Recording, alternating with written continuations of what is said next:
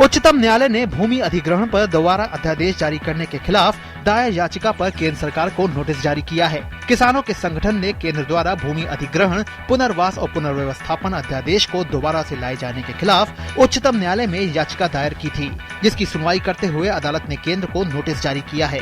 याचिकाकर्ताओं का कहना है कि सरकार का पुराने अध्यादेश को वापस लेकर नया अध्यादेश जारी करने का कदम विधायी व्यवस्था के खिलाफ है। आदर्श हाउसिंग सोसाइटी मामले में उच्चतम न्यायालय ने महाराष्ट्र के पूर्व मुख्यमंत्री अशोक चव्हाण की याचिका पर सुनवाई के लिए सहमति जताते हुए महाराष्ट्र सरकार को मामले में निचली अदालत से स्थगन लेने के लिए कहा है। इस मामले में महाराष्ट्र के पूर्व मुख्यमंत्री अशोक चव्हाण ने बम्बई उच्च न्यायालय के फैसले के खिलाफ उच्चतम न्यायालय में गुहार लगाई है। चव्हाण ने पहले निचली अदालत और फिर बम्बई उच्च न्यायालय में याचिका दायर कर आदर्श मामले में अपना नाम आरोपियों की फेहरिस्त से हटाए जाने की मांग की थी, जिसे दोनों ही अदालत ठुकरा चुकी है। सरकार ने उच्च न्यायपालिका में न्यायाधीशों की नियुक्ति से जुड़े नए कानून को तत्काल प्रभाव से अधिसूचित किया है। इस नए कानून ने न्यायाधीशों की नियुक्ति करने वाले पुराने कॉलेजियम सिस्टम की जगह ली है। राष्ट्रीय हरित न्यायाधिकरण ने राजधानी दिल्ली में 10 साल से अधिक पुराने डीजल चालित वाहन को जब्त करने के अपने आदेश पर 2 सप्ताह के लिए रोक लगा दी है। एनजीटी ने अपने आदेश को बेहतर ढंग से लागू करने के लिए दिल्ली सरकार से 1 मई तक सुझाव मांगा है। गौरतलब है कि दिल्ली में एनजीटी ने 10 साल पुराने डीजल वाहनों को नहीं चलाने के आदेश जारी किए थे। ऐसा दिल्ली में बढ़ते प्रदूषण को देखते हुए किया गया था। भारतीय जनता पार्टी के अध्यक्ष अमित शाह ने पार्टी कार्यकर्ताओं से कहा है कि वे केंद्र की एनडीए सरकार के खिलाफ भ्रामक प्रचार करने वाले विपक्ष के अभियान का मुकाबला करें। सोमवार को नई दिल्ली में सदस्यता अभियान पर पार्टी की कार्यशाला का उद्घाटन करते हुए शाह ने कहा कि नरेंद्र मोदी सरकार ने देश को आगे ले जाने के लिए मजबूत आधारशिला रखी है और इससे विश्व में भारत की साख बढ़ी है। शाह ने कहा कि एनडीए सरकार के 10 महीने के शासन में विश्व समुदाय को भारत से उम्मीदें बनी हैं। गृह मंत्री राजनाथ सिंह ने समाज के कमजोर और वंचित वर्गों को भरोसा दिलाया है कि जाति के आधार पर उनके बीच भेदभाव नहीं किया जाएगा। सोमवार को नई दिल्ली में अब छुआछूत नहीं अभियान की शुरुआत करते हुए उन्होंने कहा कि देश से छुआछूत खत्म करने के लिए और अधिक काम किए जाने की जरूरत है। गृह मंत्री ने समाज को सरकार के साथ हाथ मिलाने को कहा ताकि छुआछूत पूरी तरह से खत्म किया जा सके। नीति आयोग के उपाध्यक्ष अरविंद पनगड़िया ने सोमवार को कहा कि नीति आयोग सौर, पवन, गैस और कोयले से व्यापक ऊर्जा मांग पूरी करने के लिए शीघ्र ही एक समेकित नीति तैयार करेगा।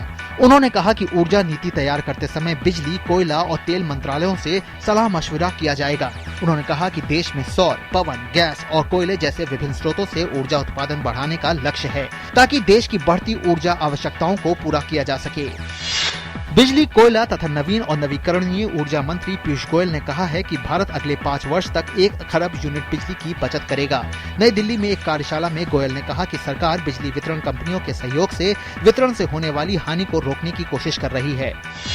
पेट्रोलियम मंत्री धर्मेंद्र प्रधान ने बताया कि प्रधानमंत्री नरेंद्र मोदी की अपील पर 3 लाख से अधिक संपन्न लोगों ने एलपीजी गैस पर सब्सिडी लेने से मना कर दिया है। उन्होंने कहा कि इससे बची धनराशि का इस्तेमाल उन लोगों के लिए किया जाएगा जो अभी भी खाना बनाने के लिए लकड़ी का इस्तेमाल कर रहे हैं। राष्ट्र जलियांवाला बाग के शहीदों को श्रद्धांजलि अर्पित कर रहा है। 1919 में ब्रिटिश सरकार के खिलाफ शांतिपूर्ण विरोध प्रदर्शन कर रहे लोगों की गोली मारकर हत्या कर दी गई थी। इस मौके पर अमृतसर में जलियांवाला बाग में एक समारोह का आयोजन किया गया, जहां लोगों ने शहीदों को श्रद्धांजलि अर्पित की। प्रधानमंत्री नरेंद्र मोदी ने जलियांवाला बाग में शहीद हुए देशभक्तों को अपने एक संदेश में याद करते हुए श्रद्धांजलि अर्पित की और नमन किया।